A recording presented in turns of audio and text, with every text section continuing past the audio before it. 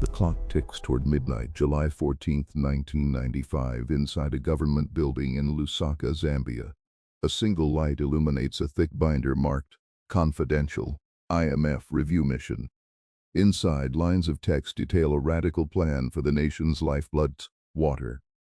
How could a mandated economic policy, designed to bring prosperity, instead trigger outbreaks of cholera across crowded townships within months? The ultimate reveal lies buried not in political speeches, but in the dense, often ignored jargon of internal financial audits, documents that show the price of survival skyrocketing overnight. This is the story of the Washington Consensus, and the cost of privatizing the very water people drank. The consensus arrives. The 1980s saw a financial reckoning sweep sub-Saharan Africa. Debt-burdened nations and Washington, D.C. held the keys to relief. The International Monetary Fund arrived not as a banker, but as an architect, bringing with them a blueprint known simply as the Washington Consensus. Its tenets were clear: open borders, fiscal discipline, and above all, privatization. If state-owned industries were inefficient, the solution was to sell them off.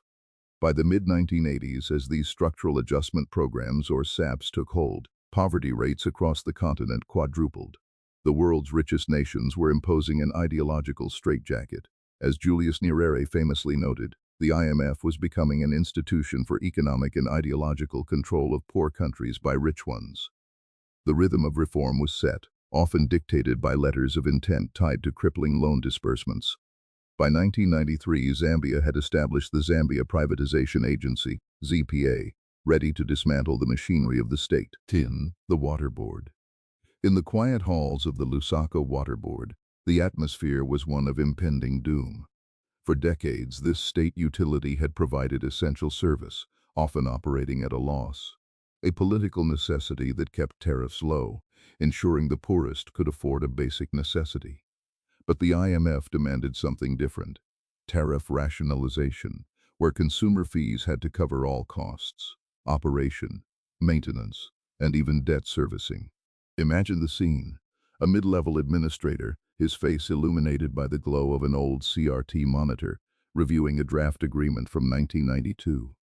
The IMF's directive was stark: user fees must generate full cost recovery.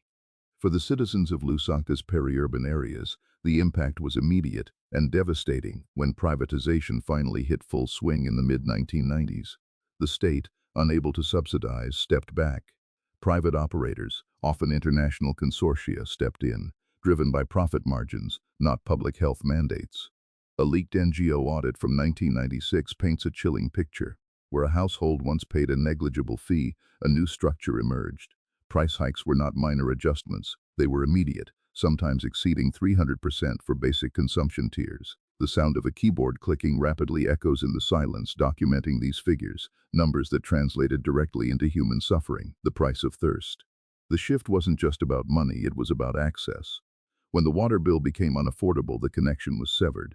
In the densely populated compounds outside Lusaka, where the formal system faltered, the consequences manifested in explosive public health crises. We see internal IMF country reports from 1994, dryly noting the necessity of reducing government subsidies.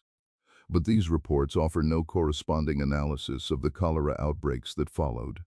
The connection is implied only through the subsequent, unrelated health ministry memos, detailing soaring infection rates in the same mapped zones where water services were withdrawn or priced out of reach. Consider the data points. 2016-2017 surveys in peri-urban Lusaka later confirmed the direct link between the new WASH characteristics, water, sanitation, and hygiene, and the rise of diarrheal diseases. The water was either unavailable, forcing reliance on contaminated shallow wells, or simply too expensive to use for adequate sanitation. A single, desperate calculation: how many buckets of water are needed to prevent dysentery in a family of 5? And what is the cost of those buckets now? The answer, documented in those quiet audits, was astronomical for the average laborer. Hidden documents, hidden truths. The central mystery here is the intentional blindness, or perhaps the calculated indifference, embedded within the reform process. Were the architects of the Washington Consensus aware of the immediate public health fallout their privatization mandates would trigger in places like the Zambian copper belt? We find the answer in the shadows of official correspondence. An internal IMF review, potentially from a forgotten mission, mentions a statutory limit on credit to government securities, essentially strangling any remaining government ability to intervene or manage public services during the transition. This financial strangulation preceded the worst of the water crises. It wasn't a failure of the private sector, it was a feature of the imposed policy framework that removed the state's safety net entirely. The goal was efficient utility operation. The result was the inverse of efficiency in human terms. Companies like the French operator SAR, which took over contracts in the copper belt around 2001, were incentivized to conserve capital, not expand services to the poorest neighborhoods. The paperwork confirms they met their contractual obligation to manage the system, but the human cost remained unquantified in the final ledger sheets approved in Washington. The truth lies in cross-referencing two separate sets of documents: the formal IMF staff reports, which praised the successful creation of the Zambia Privatization Agency, and the parallel, often leaked, NGO assessments detailing the on-the-ground reality of soaring water tariffs and rising death tolls linked to waterborne illnesses. The juxtaposition is unforgiving. One side speaks of market liberalization, the other screams of famine and sickness. The gap between the spreadsheets and the streets is where this story lives. The narrative of economic cure became a reality of public poison, a documented consequence of a consensus that prioritized balance sheets over human biology. The collapse of trust. The year 1998 marked a critical turning point. The initial euphoria surrounding privatization had curdled into widespread public resentment. Lusaka's burgeoning informal settlements, areas that the newly structured private concessionaires deemed unprofitable to service, became epicenters of dissent. The formal water network, once a symbol of national pride, was now a physical barrier separating those who could afford access from those who were literally being poisoned by lack of it. We zoom in on a community meeting in Kanyama compound, captured decades later in archival footage recovered from a defunct local television station. The air is thick with dust and anger. A local leader stands on an upturned crate, his voice raw as he addresses the crowd about the severed pipes, the arbitrary billing meters that never seemed to move, and the sudden, terrifying appearance of brown, foul-smelling water trickling from communal taps. The state, having sold its primary asset, offered no recourse. The private entity, bound only by the narrow letter of its contract focused on commercial viability within established zones, claimed no jurisdiction over the marginalized. This erosion of faith wasn't limited to the compounds. Even established urban consumers began to question the dramatic increase in their monthly expenditures. One particular document, a heavily redacted submission from the Zambian Ministry of Energy and Water Development to the Parliament in 1999, attempts to justify the tariff hikes. It cites unavoidable operational efficiencies required by international best practice. The phrasing is bureaucratic camouflage, designed to obscure the fact that the best practice was a mandate imposed from thousands of miles away, one that viewed the provision of clean water not as a human right, but as a marketable commodity subject to competitive pressures. The collapse was not a single explosive event, but a slow, agonizing systemic failure. When the private consortium managing the infrastructure faced its first internal financial dispute in 2000, a disagreement over revenue sharing between the foreign operator and the national holding company, maintenance schedules immediately slipped. Crucial infrastructure like aging main pipelines dating back to the colonial era went uninspected, unrepaired. The ledger sheets showed expenditures slashed in the maintenance budget line item while executive salaries for the new private management soared, all justified under the umbrella of cost optimization. The irony is sharp. The stated purpose of privatization was to inject capital for necessary upgrades.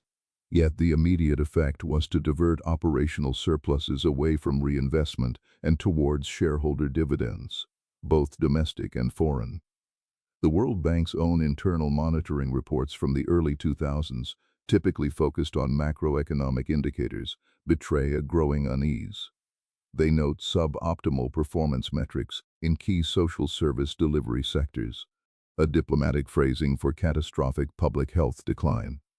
These reports, buried deep within secure digital archives, confirmed that the metrics of success were fundamentally misaligned from the beginning.